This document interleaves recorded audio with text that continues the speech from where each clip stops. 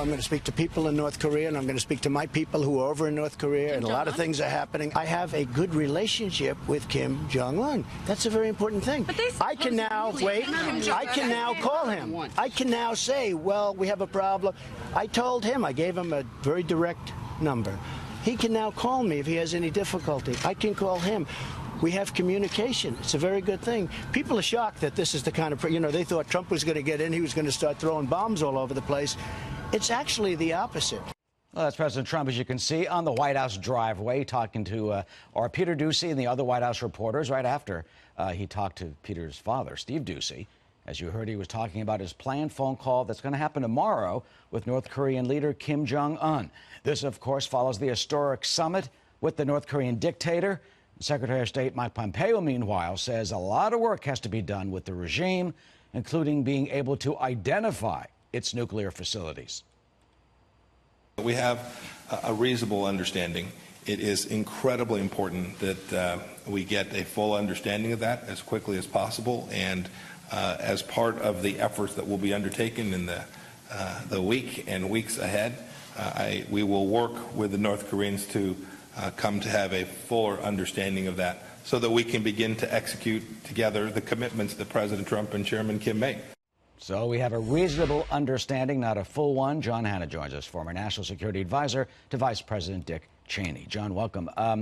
This is where the rubber hits the road, as they say. You think are we going to get concrete moves, not promises, but specific steps by the North Koreans to open the nuclear sites to international inspectors and truly start the process, as is pledged, of denuclearization?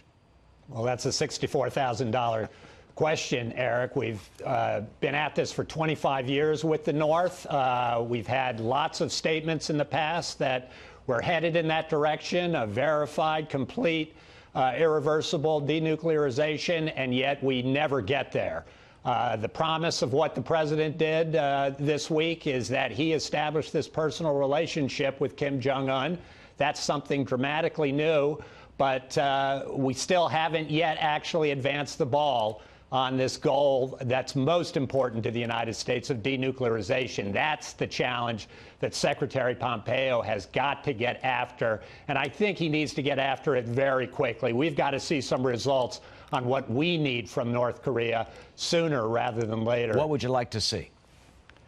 Well, I think the first thing we've got is I would like to simply see a declaration from Chairman Kim to his people in Korean that at the end of this process with the United States, however long it takes, in exchange for viable security and economic guarantees from the international community, North Korea will have no nuclear program whatsoever or ballistic missile program. After that, I think they've got to come clean with a full declaration of what they've got, because as Secretary Pompeo says, we right now don't know whether they've got 10 nuclear weapons or 60 nuclear weapons. That's the dramatic variance we have in understanding the full scope and breadth of this nuclear infrastructure that the North has built up. Yeah. So we've first got to have a clear understanding of what they've got. Then we've got to be able to get in there with our inspectors to verify it all. So look,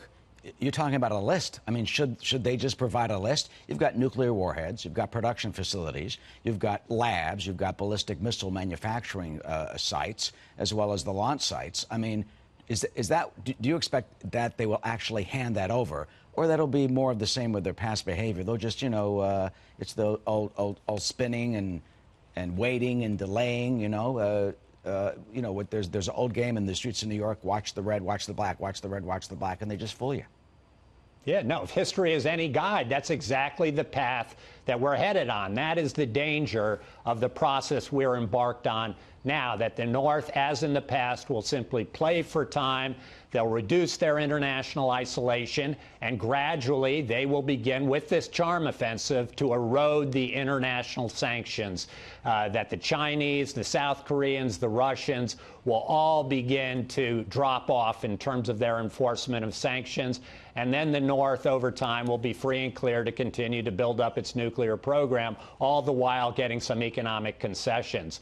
The hope of what the president has done is that they have got to deliver a complete and final declaration of the full scope of their nuclear program that the United States and our other partners internationally can fully verify with inspectors on the ground. That's the goal that we've got to achieve, and we can't allow this process, as it has in the past, to simply drag on for months and months and months without satisfaction of key American concerns that a strategic decision has been made by Kim Jong-un and communicated to his people that the jig is up, and North Korea, in exchange for these guarantees should the president from the tomorrow, West. do you think the president should get that tomorrow, or now is not the time on that level in the phone call?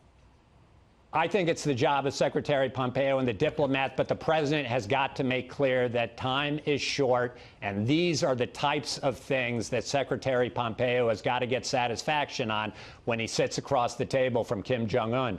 All right, John Hanna, thanks so much. In the next hour, by the way, we'll be talking about North Korea's human rights abuses and its human rights records. Professor Walter Hatch of Colby College, the Oak Institute of Human Rights, will be here on that. Next hour. John, thank you.